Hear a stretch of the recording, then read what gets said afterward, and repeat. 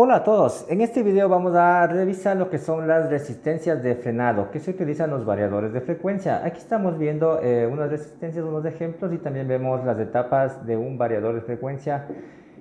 Generalmente la resistencia va conectado en el bus DC.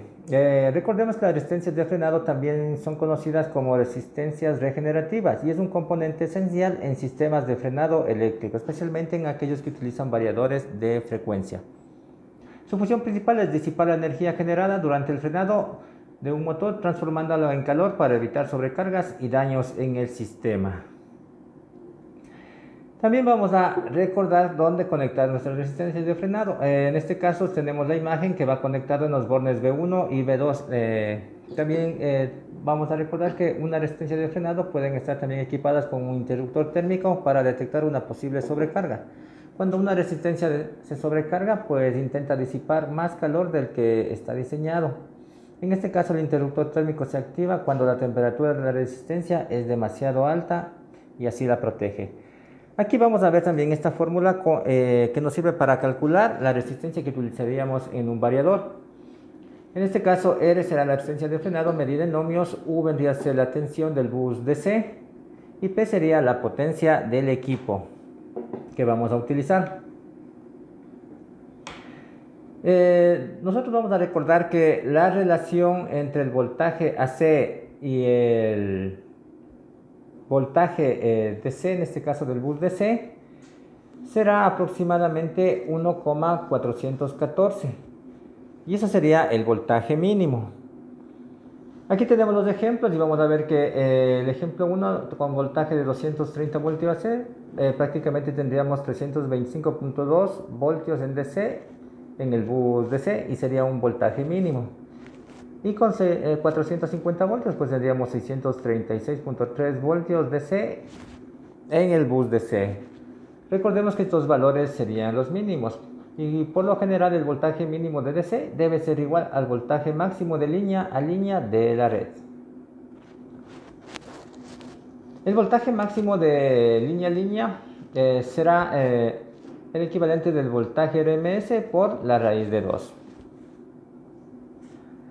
Aquí tenemos que según el libro de Ali Emari, los motores eléctricos energéticamente eficientes, el voltaje de corriente continua o DC será mayor que 1,15 por el voltaje de línea por la raíz de 2 dividido para M. En este caso el índice de modulación, que lo toma como ejemplo el 1. Si nosotros observamos aquí en el ejemplo, en el número 2, si tenemos un voltaje de 450 voltios AC, pues nuestro voltaje BDC o nuestro bus DC será de 731,74 voltios, que es muy similar a lo que muestra el video adjunto, que está más pequeño, que nos dice que tiene entre 739 y 740 voltios. Se ajusta bastante bien esta fórmula para el cálculo de la resistencia.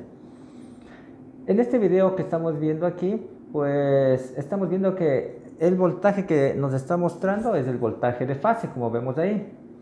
Por lo cual, el voltaje de línea viene a ser al voltaje de fase por la raíz de 3. Si tenemos 260 voltios y lo multiplicamos por la raíz de 3, pues tendremos 450 voltios.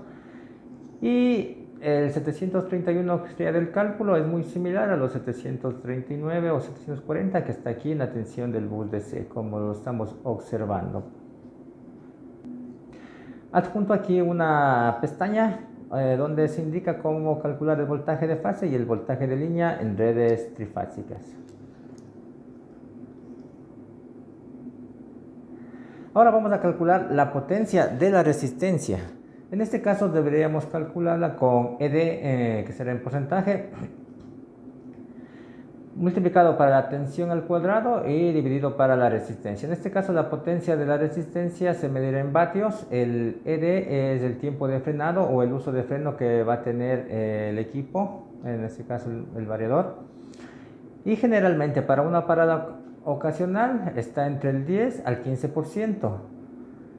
Y para una parada constante estará entre el 30 a 50%. En los catálogos de los variadores, ahí tenemos que nos indica que siempre tiene un ED del 10%. Por lo general, con eso sería suficiente para cualquier uso del variador.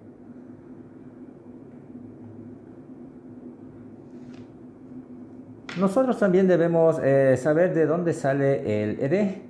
Entonces aquí estamos viendo que el ED sale de el tiempo de ciclo y del tiempo de freno. Recordemos que el tiempo de ciclo es todo el tiempo que el variador empieza a trabajar, desde que inicia su operación hasta su parada total. Y el tiempo de freno es del tiempo en el que el variador empieza a frenar, en este caso desde que se da el pulso de frenado hasta su parada total.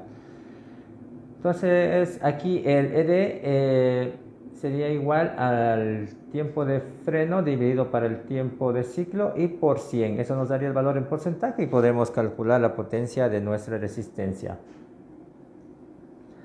Recuerden que estas resistencias son bastante útiles para una frenada rápida en los motores. En este caso, por algún accidente, pues pulsamos brevemente el motor, el paro, y el motor se detendrá prácticamente instantáneamente.